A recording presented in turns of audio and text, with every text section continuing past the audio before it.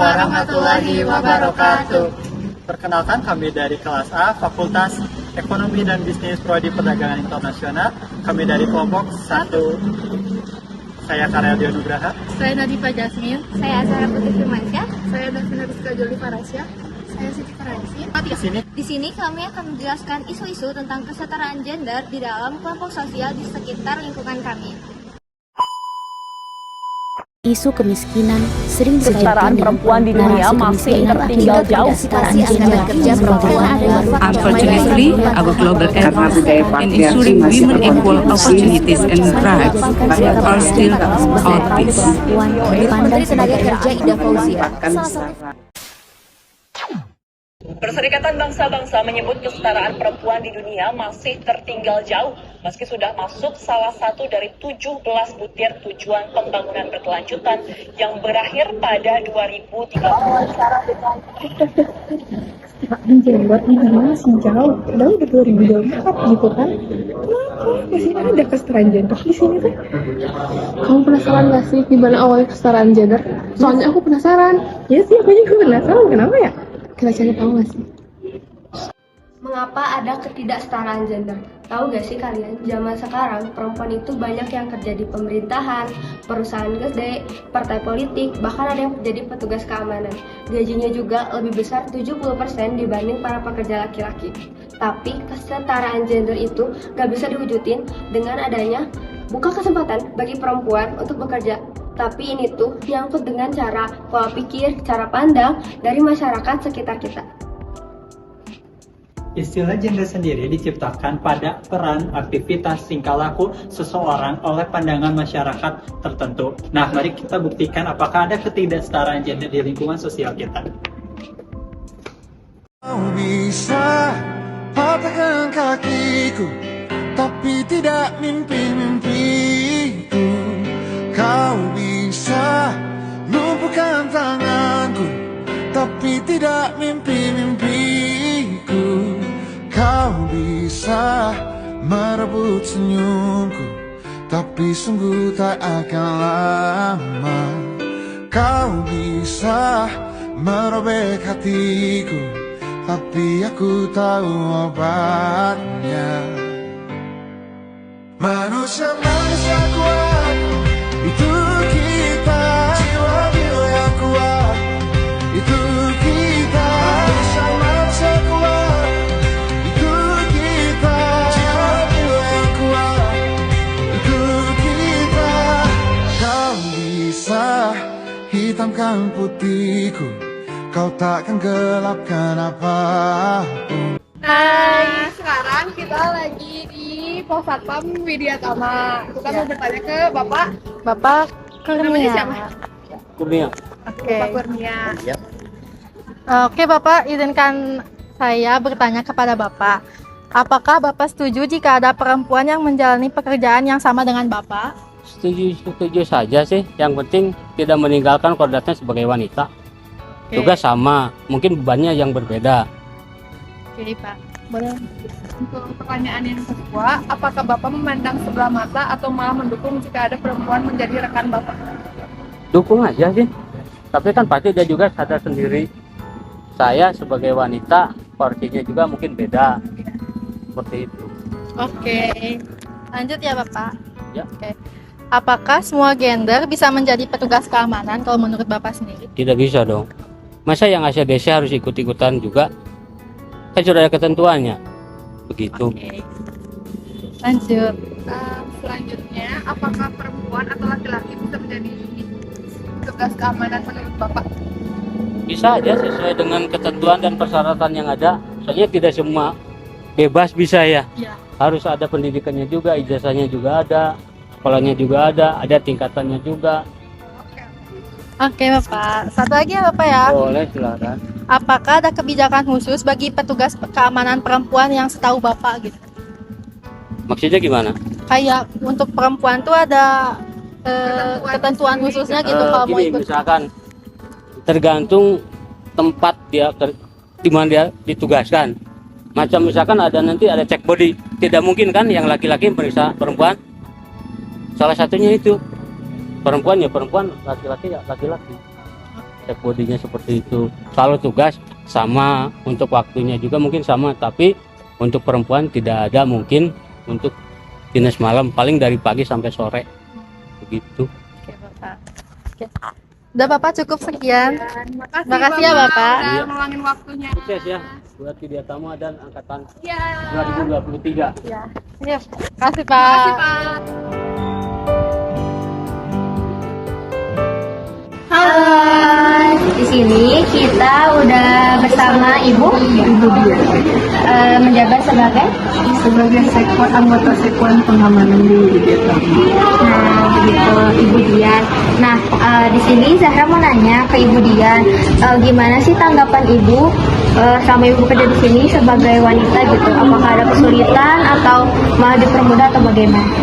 Kalau kesulitan ada, karena ibu dulu pertama kali masuk ke sini perempuan hanya sendiri, semua anggota sebanyak 45 orang hanya ibu sendiri, jadi ibu harus belajar untuk bisa menyesuaikan sama mereka.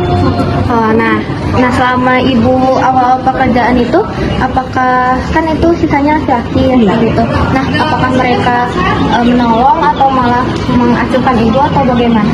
Alhamdulillah mereka membantu, di mana tugas ibu, di mana kesulitan ibu, mereka semua membantu. Berarti Ibu tidak pernah didiskriminasi atau Nggak pernah, alhamdulillah. Nah, aku nanya ada nggak sih kesan-kesan buat perempuan di luar sana yang seprofesi sama ibu kerja ini? Pesan-pesannya untuk semua anggota satuan pengamanan, jangan pernah membedakan antara pria dan wanita, karena kita sama-sama satu korsa, satu suara, jadi kita sama aja.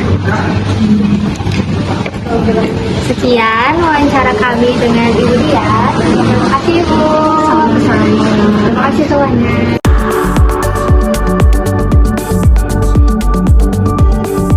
Halo. Jadi di sini kita udah bersama. Aku Hashim sebagai Ketua Himpunan Mahasiswa Perdagangan Internasional. Oke, di sini aku bakal ngasih ke Akang pertanyaan, beberapa pertanyaan. Boleh. Apa yang menjadi tantangan terbesar Akang dalam memimpin sebuah organisasi ini? Oke, kalau misalnya untuk tantangan terbesar ya itu adalah gimana caranya aku nge-manage banyak hal di organisasi ini gitu. Karena kan aku sebagai ketua himpunan di sini bakal berhadapan dengan banyak hal dalam satu waktu juga gitu. Kayak aku harus bisa nge-manage people-nya, gimana nge-manage waktu juga, nge-manage ya pokoknya pekerjaan-pekerjaan yang ada di dalamnya gitu. Itu yang paling susah sih buat nge-manage banyak hal dengan para pengurusan aku gitu. Oke, Kang lanjut ya Kang. Boleh. Siapa sajakah yang boleh mengikuti organisasi ini? Kalau siapa aja yang boleh mengikuti organisasi ini, tentunya kan mahasiswa perdagangan internasional ya. Dan sebenarnya sih nggak ada syarat-syarat khusus buat siapa yang bisa masuk ke himpunan ini gitu. Karena emang kita open buat seluruh mahasiswa-mahasiswi perdagangan internasional yang emang mereka ingin mengembangkan diri mereka dan juga buat ingin berkontribusi di organisasi ini. Yang penting ada kemauan lah. Nah, untuk pertanyaan selanjutnya, menurut Akang, apakah di dalam organisasi ini yang Akang ketua ini ada ketidaksetaraan gender di dalamnya? Oke, kalau misalnya apakah ada atau enggak, tentu aja jawabannya enggak ya. Karena kan emang semua orang menurut aku ya, terlepas dari gendernya itu punya hak dan kewajiban yang sama gitu. Selagi mereka memang punya kompetensi yang dibutuhkan di dalam perannya di himpunan itu ya, semua orang bisa gitu tanpa melihat gendernya gitu. Jadi nggak ada yang buat si kesetaraan gender di organisasi ini. Jadi pekerjaannya nggak ada yang dibeda-bedain gitu ya Kang? Iya, betul. Oke. Apakah Kang setuju dengan pendapat yang diberikan oleh rekan perempuan? Oh, permasalahan setuju atau enggaknya mah kan itu mah gimana kondisi dan situasi ya. Tapi di sini kan mungkin maksudnya tuh aku nggak melihat opini itu dari gendernya gitu. Jadi mau perempuan mau cowok, selagi mereka punya opini yang benar di situasi yang benar, itu ya aku bakal setuju aja gitu. Jadi di situ nggak membeda-bedakan lah opini dari cewek, opini dari cowok, itu ya sama aja gitu. Tergantung situasi dan kondisi lah. Oke Kang. Nah, untuk pertanyaan terakhir ini, apa cara atau strategi Akang untuk menciptakan lingkungan kerja yang mendukung bagi semua anggota tanpa memandang jenis kelamin atau gender? Nah, jadi kalau misalnya gimana strategi ya biar di organisasi ini tuh nggak ada ketidaksetaraan gender, itu adalah ya aku gimana caranya itu buat semua orang tuh bisa ikut berpartisipasi dalam kegiatan-kegiatan ataupun aktivitas yang ada di himpunan ini gitu. Karena kan emang di sini aku selalu membuka gitu, selalu mendorong staff-staff aku baik itu yang cewek maupun yang cowok itu buat ikut berkontribusi nih. Dan itu pun aku nggak ngeliat ke gender mereka gitu. Jadi gimana caranya di sini tuh yang dilihat tuh kompetensinya. Nah, untuk Akang sendiri boleh nggak sih ngasih pesan-pesan yang kepada audiens? Oke, gitu. Jadi karena emang kita lagi bicara tentang kesetaraan gender ya di sini, itu adalah aku ingin nitip pesan aja buat para cewek-cewek di luar sana gitu ya, ataupun yang lagi nonton, baik yang staff atau bukan di himpunan gitu, buat selalu mendorong diri untuk bisa berkontribusi di himpunan. Dan kalau misalnya ada pekerjaan-pekerjaan apa, tugas apa gitu, kalau misalnya ada misalnya kayak kepanitiaan gitu, kalian menjadi ketua pelaksananya, itu aku selalu open aja gitu buat kalian, as long as kalian punya kompetensi yang tepat buat roles, buat peran yang tepat gitu, ya aku nggak akan melihat gender kalian lah gitu, kalian pasti bisa aja. Jadi intinya jangan mau kalah sama cowok juga lah. Nah, sekian pertanyaan dari kami yang telah kami sampaikan. Terima kasih Kang atas waktunya. Terima kasih juga. Dadah. Bye. Perkenalkan, aku Davina. Di sini aku mau wawancara Wafapas dan Kelas di kelas kita. Sebelumnya aku mau kalian berdua untuk perkenalan diri dulu ke para audiens. Oke, perkenalkan, aku Azhar Putri Firmansyah sebagai Korlas dari kelas A Perdagin Angkatan 2023. Halo, saya Karya Nugraha sebagai Wakorlas di Perdagin Angkatan 2023. Nah, sekarang aku mau nanya nih ke kelas kita, gimana tanggapan Zahra sebagai perempuan memimpin di kelas kita? Oke, tanggapan aku sebagai perempuan lumayan sulit ya, karena aku harus berhadapan sama perempuan, sama laki-laki juga gitu. Tapi karena aku pernah menjadi ketua kelas di SMP SMA, jadi tidak begitu sulit. Tapi jujur sebagai perempuan sedikit susah karena aku bisa jadi ada mood swing gitu-gitu, jadi sedikit. Kalau boleh tahu, ada nggak sih kesulitan Zahra selama memimpin jadi kelas di kelas kita sebagai perempuan? Kesulitan Zahra sebagai perempuan menjadi kelas itu di komunikasi dari dosen laki-laki misalnya ke Zahra sebagai perempuan, itu mungkin Zahra bisa salah tanggap atau bagaimana cara penyampaian atau nada pembicara, seperti itu sih kesulitan.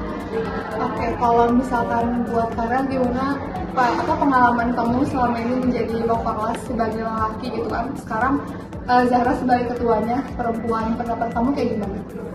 Menurut saya sih mau korlasnya laki-laki atau perempuan itu kayak nggak masalah aja ya, yang penting bagaimana dia cara memimpinnya. Dan sebagai saya, pengalaman menjadi wakorlas cukup lumayan sulit juga, karena misalnya kalau Zahra ada apa-apa sakit pasti nanti ke saya, dan untuk mengatur mahasiswa yang lain juga cukup sulit. Seperti itu. Kalau kamu ada ngerasa terendahkan nggak sih, karena kan Zahra sebagai perempuan menjadi ketua sedangkan kamu jadi wakil gitu? Kalau kamu ada kayak ngerasa gitu, gimana? Menurut saya sih nggak masalah ya, mau Zahra itu sebagai kelasnya perempuan atau laki-laki, yang penting baik aja sih memimpinnya. Dan aku juga sering kok kayak minta bantuan ke Karel gitu. Jadi kita bareng aja gitu, nggak Zahra terus atau aku terus. Jadi yang penting komunikasi dan saling kerjasama ya. Jadi udah itu doang. Ada kesan-kesan nggak yang lain gitu? Kayaknya ada nggak? Apa ada nggak? Kalau aku sih paling ya, kita sih sebenarnya gak ada beda ya sama perempuan laki-laki, asalkan ya komunikasi aja gitu. Dan ini mah kan cuma namanya doang gitu, sebenarnya kita setara, semuanya sama. Oke, dah. Makasih Zahra dan Karel. Sama-sama. Hai. Nah, di sini aku udah sama dengan Aku Muhammad Rizky, Duta Genre Jawa Barat tahun 2023. Nah, di sini aku mau nanya ini, Sebagai duta genre, kamu setuju gak sih dengan ketidaksetaraan gender di lingkungan sekitar kita? adanya ketidaksetaraan gender. Sebenarnya kalau dari aku pribadi itu pastinya nggak setuju ya Teh. Kenapa? Karena di zaman sekarang itu bukan eranya cewek dan laki-laki itu tuh nggak setara. Tapi kita itu sebagai remaja gitu ya, sebagai mahasiswa khususnya harus bisa berupaya menyetarakan gender. Jadi kita tuh harus bisa melawan yang namanya itu budaya diskriminasi gender. Tujuannya biar apa? Biar nanti yang perempuan-perempuan itu bisa nge-up skillnya, mereka punya kesempatan yang sama dengan laki-laki, sehingga nantinya para perempuan dan laki-laki itu bisa kedudukan yang sama dan akhirnya mereka bisa sama-sama berkontribusi demi membangun bangsa ini kayak gitu. Nah, pertanyaan selanjutnya, kamu sendiri nih sebagai laki-laki gitu ya, setuju nggak sih kalau misalnya ada perempuan menjadi ketua dalam suatu kelompok gitu?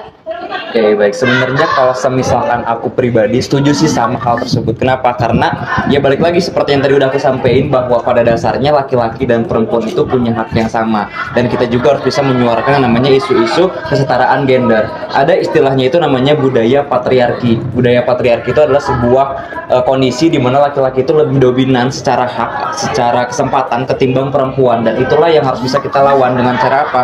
Nah, si perempuan-perempuannya ini tuh harus bisa meningkatkan life skill-nya mereka, untuk tujuannya bisa menyamaratakan ya antara laki-laki dan perempuan. Bukan berarti dengan peningkatan life skill ini perempuan jadi di atas laki-laki ataupun juga sebaliknya, tapi kita sama rata secara hak dan juga kesempatannya gitu. Jadi poinnya aku setuju sama perempuan yang akan jadi ketua kayak gitu. Nah, pertanyaan terakhir, apa saran dan pesannya nih terhadap oknum-oknum yang melakukan diskriminasi gender? Oke, mungkin bukan saran sih, lebih ke upaya kita yang bisa dilakukan oleh para remaja. Itu poin pertamanya nih, khususnya mungkin untuk perempuan adalah teman-teman perempuan itu harus bisa berani menyuarakan haknya.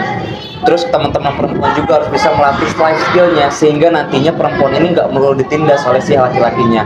Dan juga untuk laki-lakinya juga perlu memahami tentang konsep kesetaraan gender, agar nantinya para remaja-remaja, para laki-laki ini tuh paham bahwa perempuan juga memiliki hak yang sama, sehingga nantinya para remaja-remaja yang ada di Jawa Barat mungkin khususnya ya, mereka itu bisa mau dan bisa benar-benar menerapkan arti dari kesetaraan gender tersebut. Kayak gitu. Oke, nah mungkin segitu aja ya Kang dari Zahra sendiri. Terima kasih semuanya. Dadah. Nah, itu dia hasil wawancara kami dari beberapa narasumber yang ada di lingkungan sekitar kami. Sekian, terima kasih. Wassalamualaikum warahmatullahi wabarakatuh.